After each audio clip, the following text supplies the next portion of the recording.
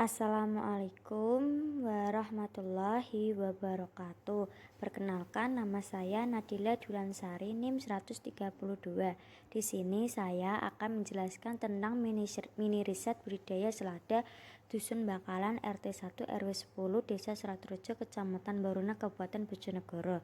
Yang pertama yaitu studi kelayakan bisnis, yang kedua yaitu profil budidaya selada, dan yang ketiga yaitu hasil dan pembahasan mengenai teknisi pemasaran, manajemen organisasi, AMDAL, finansial, sosial, ekonomi, dan budaya. Dan yang terakhir yaitu kesimpulan. Yang pertama, studi kelayakan bisnis. Studi kelayakan bisnis menurut Kasmir dan Jakfar 2003 adalah suatu kegiatan yang mempelajari secara mendalam tentang suatu kegiatan atau usaha yang akan dijalankan untuk menentukan layak atau tidaknya suatu bisnis yang dijalankan.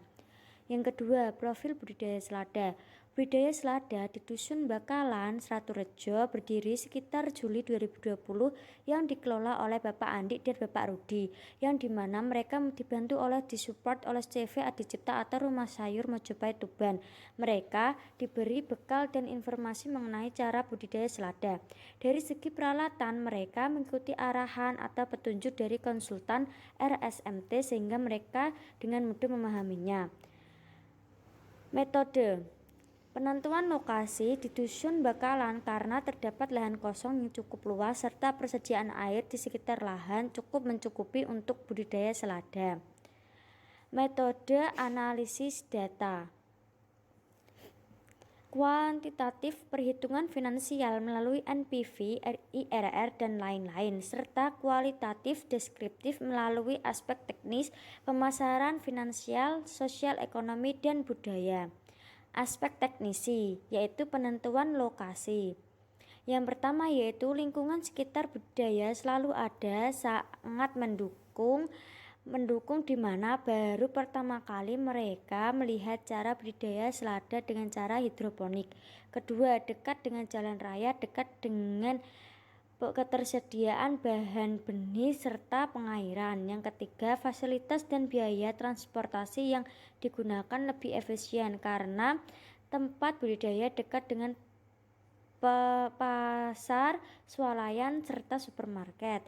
Dan yang terakhir yaitu berdasarkan hukum dan sosial budaya di Dusun Bakalan, budidaya selada tidak bertentangan sama sekali dengan hukum dan sosial budaya di sekitar tempat. Aspek manajemen dan organisasi. Kegiatan 1. Perencanaan. Yang pertama, kegiatan budidaya selada ingin menambah ketanaman yang lain seperti sawi hijau. Yang kedua, pengorganisasian. Di dalam budidaya selada terdapat 2 karyawan dan 2 mandor. Ketiga, pelaksanaan. Kegiatan budidaya selada dilaksanakan atau pemanenan selama 2 minggu sekali. Yang terakhir yaitu pengawasan. Perawatan dan pengawasan dilakukan setiap hari. Organisasi. Pengawas Bapak Rudi dan Bapak Andi. Pemasaran Rumah Sayur Mojopahit Tuban. Perawatan dan pemanenan dilakukan oleh Ibu Paise dan Ibu Muntama. Aspek pasar dan pemasaran. Segmentasi dari budidaya selada adalah masyarakat sekitar Desa Seratu Tuban, baik laki-laki maupun perempuan dengan berbagai kalangan. Posisi pasar dan hasil panen selada yang dihasilkan akan didistribusikan ke Tuban ke Rumah Sayur Mojopahit Tuban. Setelah itu akan dijual ke supermarket, Bravo, dan rumah makan. Aspek AMDAL. Aspek AMDAL dan budidaya selada tidak memiliki dampak negatif, khususnya pada lingkungan hidup, justru memberikan dampak positif melalui penyerapan tenaga kerja dari warga setempat. Aspek sosial ekonomi budaya. Dampak yang dihasilkan dari adanya budidaya selada ini berdampak positif terhadap masyarakat sekitar. Hal ini dikarenakan memberikan lapangan kerja bagi masyarakat sekitar. Dampak negatif tidak terlalu ada karena di setiap panen masyarakat pasti mendapatkan hasil dari panen tersebut meskipun tidak banyak. Aspek finansial. Analisis kelayakan finansial pada penelitian ini digunakan untuk mencari apakah kelayakan finansial pada budidaya selada yang berada di Dusun Bakalan yang dijalankan layak atau tidak.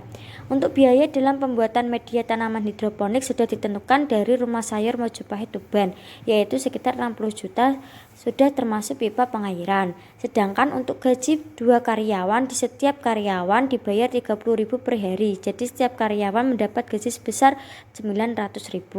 Jadi 2 orang karyawan mendapat gaji sebesar 1.800.000 per bulan.